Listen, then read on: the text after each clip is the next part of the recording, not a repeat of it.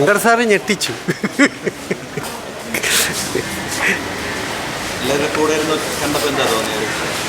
അതെ അങ്ങനെ ഇത്രയൊക്കെ ചെയ്തതൊന്നും അറിയില്ലായിരുന്നു. ഇങ്ങനെ സാറ് ഇടയ്ക്കിടയ്ക്ക് ഇങ്ങനെ ഓരോന്ന് പറയും, ഇടയ്ക്ക് കുറച്ച് അങ്ങനെ എടുക്കും ഇങ്ങനെ എടുക്കും. അപ്പോൾ പിന്നെ അതിൻ്റെ ഒരു പൂർണ്ണ രൂപം മനസ്സിൽ അങ്ങനെയില്ല, എങ്കിലും എന്തൊക്കെ ചെയ്യിക്കുന്നുണ്ടെന്ന് അറിയായിരുന്നു. സാറ് ഞെട്ടിച്ചു.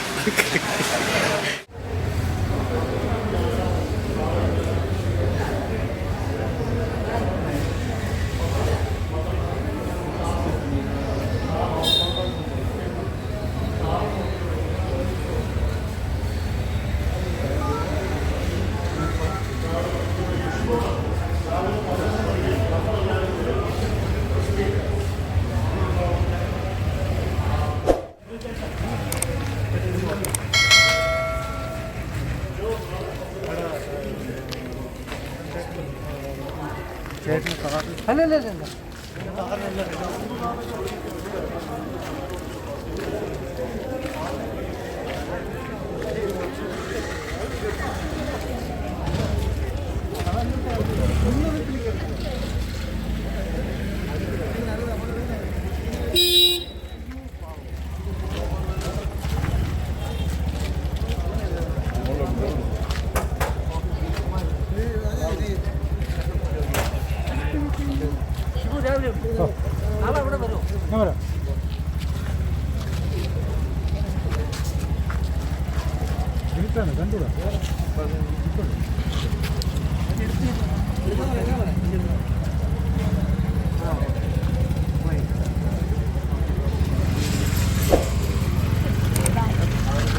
സിനിമയാണ്. എല്ലാ രീതിയിലും ഡയറക്ടറുടെ ജോലി, ക്യാമറമാൻ്റെ ജോലി, ഇന്ദ്രൻസ് എല്ലാം വളരെ മനോഹരമായൊരു സിനിമ. വളരെ എല്ലാ ആർട്ടിസ്റ്റുകളും, ഫീമെയിൽ ആർട്ടിസ്റ്റുകളെല്ലാം ഒന്നിനൊന്ന് മെച്ചം ഉണ്ടുണ്ടോ നല്ല തൊഴിലടിപ്പിക്കും. അതാ ഞാൻ പറഞ്ഞ എല്ലാ ആർട്ടിസ്റ്റുകളും നന്നായിട്ടുണ്ട്. അത് അവർ വളരെ പെർഫോം ചെയ്യുക എന്ന് പറഞ്ഞു കഴിഞ്ഞാൽ ഒരു സിനിമയ്ക്ക് വേണ്ടി പെർഫോം ചെയ്ത രീതിയല്ല, അല്ലാതെ തന്നെ ഒരു നല്ല സ്റ്റൈലായിട്ട് അവർ ചെയ്തിട്ടുണ്ട്. എസ്പെഷ്യലി ഫോട്ടോഗ്രാഫി നന്നായിട്ടുണ്ട്. എല്ലാം വളരെ വളരെ നന്നായിരുന്നു. നല്ലൊരു സിനിമ. Thank you. കൊള്ളാം. ശങ്കറിൻ്റേതായ കയ്യൊപ്പുള്ളൊരു പടമാണ്. നമ്മൾ ഇത് എന്താ പറയുക, തുടക്കം മുതൽ അവസാനം വരെയും കണ്ടാലേ നമുക്ക് ഈ കണക്ഷൻസൊക്കെ പിടിയുള്ളൂ. അങ്ങനെ ഒരുപാട് കാര്യങ്ങൾ ഇട്ടിട്ട് ഇൻ്റർവെൽ വരെ പോകും. പിന്നെ ഇൻ്റർവെൽ കഴിഞ്ഞിട്ട് ക്ലൈമാക്സിലിട്ട് എത്തുമ്പോഴേ ഈ കണക്ഷൻസും കാര്യങ്ങളൊക്കെ മനസ്സിലാവുള്ളൂ. ഒരു വ്യത്യസ്തമായൊരു സ്ക്രീൻ പ്ലേ. എല്ലാവരും നന്നായിട്ട് പെർഫോം ചെയ്യുന്നു. ഇന്ദ്രൻ ചേട്ടനൊക്കെ ഗംഭീരമായിട്ടുണ്ട്, ആസ് യൂഷ്വൽ, പറയേണ്ട കാര്യമില്ല. ഇന്ദ്രൻ ചേട്ടൻ മാത്രമല്ല, സ്ത്രീപക്ഷ സിനിമയാണിത്. സ്ത്രീപക്ഷം എന്ന് പറയാൻ പറ്റില്ല, ഒരു വളരെ സോഷ്യലി റിലവൻ്റ് ആയിട്ടുള്ളൊരു സബ്ജക്റ്റാണ്. ത്രില്ലർ എന്ന് പറയാൻ പറ്റില്ല, ഒരു സോഷ്യലി റിലവൻ്റ് ആയിട്ടുള്ളൊരു റിവെഞ്ച് സ്റ്റോറിയാണ്.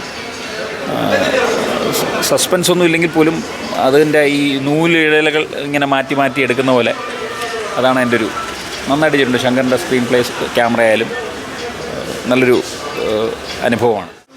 ഭയങ്കര ഇൻട്രസ്റ്റിംഗ് ആണ്. തിയേറ്റർ എക്സ്പീരിയൻസിൽ മസ്റ്റായിട്ട് കാണേണ്ട സിനിമയാണ്. പിന്നെ ഒരു സ്ത്രീ എന്ന നിലയിൽ ശരിക്കും പറഞ്ഞാൽ സ്ത്രീ കഥാപാത്രങ്ങൾക്ക് ഇത്രയും ഒരു ശക്തി നൽകി എനിക്കൊന്ന് മലയാള സിനിമയിൽ അടുത്തിറങ്ങിയാൽ ഏറ്റവും നല്ല സിനിമകളിൽ ഒന്ന് തന്നെയാണ്.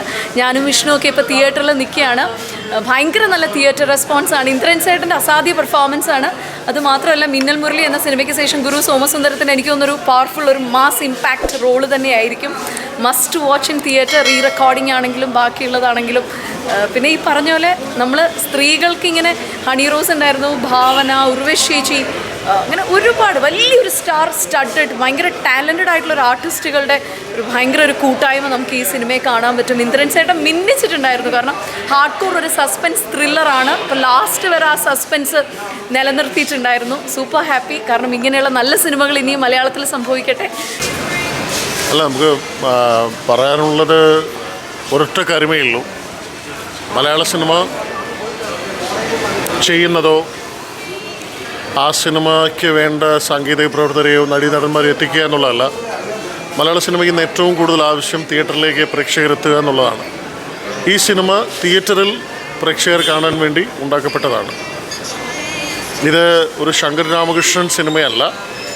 ഇതിൽ പ്രവർത്തിച്ച ഓരോ കലാകാരന്മാരുടെയും സാങ്കേതിക പ്രവർത്തകരുടെയും ഇതിനു വേണ്ടിയിട്ട് പണം ചെലവാക്കിയ കൂട്ടുകാരുടെയും കുടുംബങ്ങളുടെയും സിനിമയാണ്. അതുകൊണ്ട് ഇതിൻ്റെ ആത്യന്തികമായ ലക്ഷ്യം മാക്സിമം പ്രേക്ഷകരിലേക്ക് എത്തുക എന്നുള്ളതിനായതുകൊണ്ട് പ്രേക്ഷകരിലേക്ക് എത്തിക്കാൻ നമുക്ക് ഭീമമായ മാർക്കറ്റിംഗ് കോസ്റ്റ്, അതിൻ്റെ പോസ്റ്റേഴ്സ്, അതിൻ്റെ ഹോർഡിങ്സ്, അതിൻ്റെ ഓൺലൈൻ പ്രൊമോഷൻ, ആ സിനിമ നല്ലതാണെന്നൊരു ഒപ്പീനിയൻ ജനറേറ്റ് ചെയ്താൽ കൂടി ആ സിനിമയെ നമ്മൾ പല രീതിയിൽ ഓർഗാനിക്കായിട്ടും ഇനോർഗാനിക്കായിട്ടും പുഷ് ചെയ്യേണ്ട ആവശ്യങ്ങളുണ്ട്. ഇതൊന്നുമില്ലാതെ ആ സിനിമ നല്ലതാണെന്ന് കേട്ടാൽ ദയവ് ചെയ്ത് ആ സിനിമ തിയേറ്ററുകളിൽ വന്ന് കാണണം. ഇതൊരു അപേക്ഷ മാത്രമാണ്, ഇത് എൻ്റെ അപേക്ഷ അല്ല, അത് ഈ സിനിമയിൽ വർക്ക് ചെയ്ത ഓരോരുത്തരുടെയും അപേക്ഷയാണ്. എനിക്ക് പറയാനുള്ളതെല്ലാം നമ്മളെ സിനിമയിൽ പറഞ്ഞിട്ടുണ്ട്. ഈ സിനിമയെക്കുറിച്ച് നിങ്ങൾ എവിടെയെങ്കിലും നല്ലത് കേട്ടാൽ ആ സിനിമ തിയേറ്ററുകളിൽ വന്ന് കാണുക. നന്ദി.